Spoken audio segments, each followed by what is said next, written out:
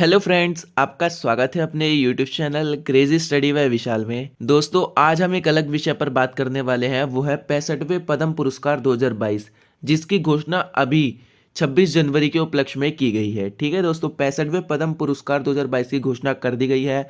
किस व्यक्ति को ये पद्म पुरस्कार मिलेंगे, किस व्यक्ति को पद्म श्री मिलेगा, किस व्यक्ति को पद्म विभूषण दिया गया है, इसके बारे में दोस्तों विस्तार से चर्चा करेंगे। ठीक है दोस्तों, बिना कोई टाइम वेस्ट करे दोस्तों अपनी वीडियो शुरू करते हैं। और वीडियो शुरू करने से पहले दोस्तों, अगर आप हमारे चैनल पर नए हैं तो उसको सब्सक्राइब जरूर कर लेना, ताकि आने वाली सारी वीडियोस इन्फॉर्मेशन आपको मिल सके। और साथ में बेल आइकन भी प्रेस कर देना।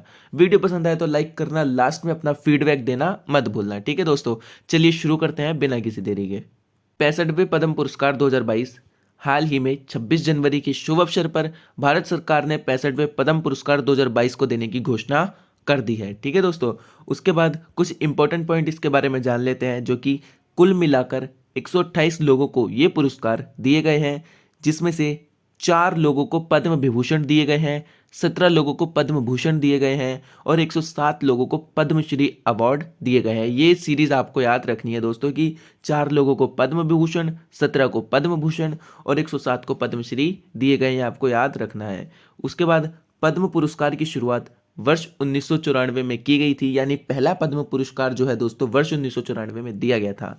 ये 3 श्रेणी में दिया जाता है, पद्म विभूषण, पद्म भूषण और पद्मश्री। सबसे बड़ा सम्मान दोस्तों पद्म भूषण है और सबसे छोटा सम्मान पद्मश्री है। ठीक है, तो आपको ये याद रखना है, अगर भारत रत्न के बाद भारत में कोई सबसे बड़ा सम्मान है तो वो यही पद्म पुरस्कार माने जाते हैं। ठीक है दोस्तों, उसके बाद वर्ष 2021 में 7 पद्म विभूषण, 10 पद्म भूषण और 102 पद्मश्री पुरस्कार दिए गए थे। तो 2021 का भी आपको ये याद रखना है। ठीक है दोस्तों, उसके बाद इस वर्ष 2 लोगों को संयुक्त रूप से यह पुरस्कार दिया गया है। दोस्तों, इस वर्ष जो पुरस्कार दिए गए उसमें से 2 लोगों को संयुक्त रूप यानी ड्यू रूप से जो है ये पुरस्कार दिया गया है। ड्यू रूप का मतलब है दोस्तों 2 व्यक्तियों को एक ही पुरस्कार दिया गया है। ठीक है, 2 व्यक्तियों को पुरस्कार मिला है और वो एक ही काउंट किया जाएगा। ठीक है, 2 काउंट नहीं किए जाएंगे। जानते हैं कि किसे ड्यू रूप से दिया गया है। तो सबसे पहले पद्म भूषण दिया गया है, श्री कृष्ण एला और श्रीमती सुचित्रा एला को ये ड्यू रूप से दिया गया है, यानी इन दोनों को ही दोस्तों एक पद्म भूषण दिया गया है, एक पुरस्कार दिया गया है जिसपे इन दोनों का नाम लिखा है। ठीक है, और एक पद्मश्री दिया गया है Mrs Kamalini Asthana and Mrs Nalini Asthana, इनको भी संयुक्त रूप से दिया गया है। तो आपको ये दोनों नाम याद रखने हैं, काफी इंपॉर्टेंट है। एग्जाम में पूछ सकता है कि संयुक्त रूप से किन व्यक्तियों को ये अवार्ड दिए गए हैं। ठीक है दोस्तों, तो ये आपको जरूर याद रखना है।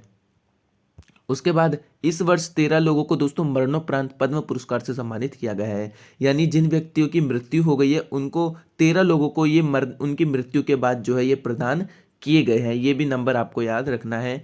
इस वर्ष दोस्तों 34 महिलाओं को पद्म पुरस्कार सम्मानित किया जाएगा। 34 महिलाओं को पद्म पुरस्कार दिया गया है 128 लोगों में से। ठीक है, ये आपको याद रखना है। और दोस्तों इस वर्ष विदेशी नागरिक, जिसमें एनआरआई, पीआईओ और ओसीआई, ये व्यक्तियों को भी ये पद्म पुरस्कार दिया गया है। विदेशी व्यक्तियों में दोस्तों गूगल के सीईओ सुंदर पिचाई है ना, माइक्रोसॉफ्ट के संस्थापक सत्य नडेला, इन सबको ये पुरस्कार दिया गया है। तो आपको ये याद रखना है कि 10 विदेशी नागरिकों को, एनआरआई है ना, पीआईओ और ओसीआई व्यक्तियों को ये पद्म पुरस्कार दिया गया है।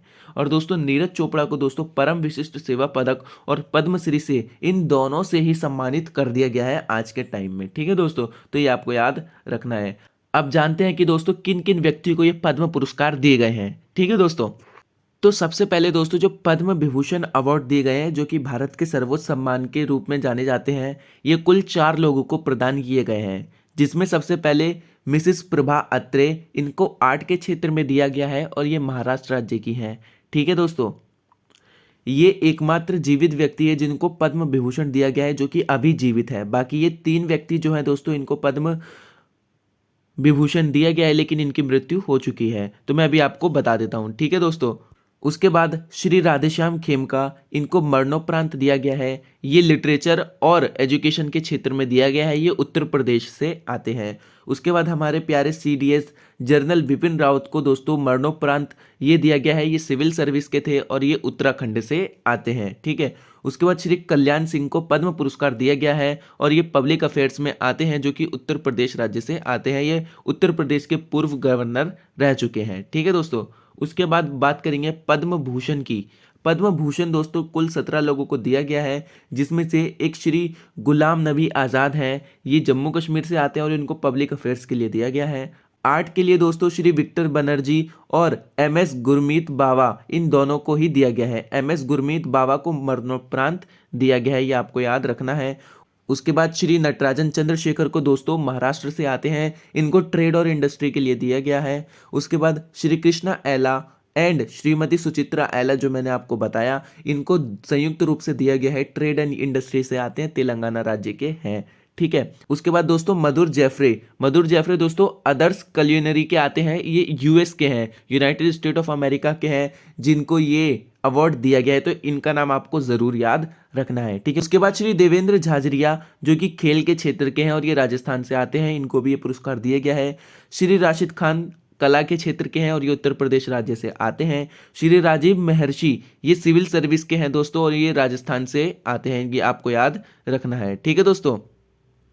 उसके बाद श्री सत्यनारायण नडेला, दोस्तों ये ट्रेड एंड इंडस्ट्री के हैं और ये यूनाइटेड स्टेट ऑफ अमेरिका से आते हैं, तो दोस्तों ये भी आपको याद रखने हैं। यूएस के सत्य नडेला को दोस्तों माइक्रोसॉफ्ट के संस्थापक हैं और इनको ये पद्म भूषण अवार्ड से सम्मानित किया गया है। ठीक है दोस्तों। तो अमेरिका के एक ये हैं और दूसरे जो ये सत्य नडेला जी हैं ये हैं, इनको आपको याद रखना है। उसके बाद दोस्तों श्री सुंदराजन पिचाई, ये ट्रेड एंड इंडस्ट्री के और ये भी यूएस के हैं, तो ये भी आपको याद रखना है। आई होप कि सुंदर पिचाई का नाम आप सब जानते होंगे, क्योंकि इनको सब जानते हैं। गूगल के सीईओ है वर्तमान में सुंदर पिचाई। ठीक है। उसके बाद श्री साइरस पूनावाला, ये ट्रेड एंड इंडस्ट्री के हैं, ये महाराष्ट्र राज्य से हैं। उसके बाद Shri Sanjay Rajaram, science and engineering के हैं और ये मैक्सिको के हैं, तो आपको ये याद रखना है कि इनको भी मरणोपरांत ये दिया गया है। ठीक है। उसके बाद प्रतिभा राय, दोस्तों ये लिटरेचर एंड एजुकेशन के हैं, ये उड़ीसा राज्य से आते हैं। स्वामी सच्चिदानंद, दोस्तों ये लिटरेचर और एजुकेशन के हैं, ये गुजरात से आते हैं। श्री वशिष्ठ नाथ त्रिपाठी, दोस्तों ये लिटरेचर एंड एजुकेशन के हैं और ये उत्तर प्रदेश राज्य से आते हैं। ठीक है दोस्तों, ये आपको याद रखना है। उसके बाद पद्मश्री सम्मान दोस्तों 107 लोगों को दिया गया है। अब यहाँ पे 107 लोगों के नाम पढ़ने की आपको कोई ज़रूरत नहीं है, बस आपको यहाँ पे याद रखना है कि 107 लोगों को पद्मश्री सम्मान दिया गया है। हालांकि मैं एक बार आपको इसकी लिस्ट दिखा देता हूँ कि पद्मश्री सम्मान से किसे किसे सम्मानित किया गया है। ये जो कुल लोग हैं दोस्तों, इनको पद्मश्री सम्मान से सम्मानित किया गया है। ये स्क्रीन पे दोस्तों ये सारे नाम चल रहे हैं, इन सारे नामों को पढ़ पाना अभी जो है असंभव है, तो और ना ही ये आपके एग्जाम में पूछेगा। ठीक है दोस्तों। तो आपको बस एक बार ये नाम पढ़ लेने हैं कि किस किस को ये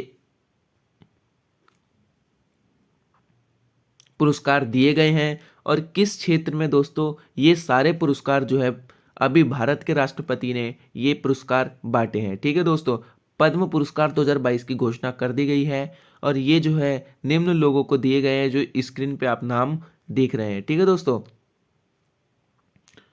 और यहाँ पे लास्ट में लिखा है दोस्तों, in due case the award is counted one. Due case में दोस्तों संयुक्त रूप से जो अवार्ड है वो एक ही काउंट किया जाता है। ठीक है दोस्तों।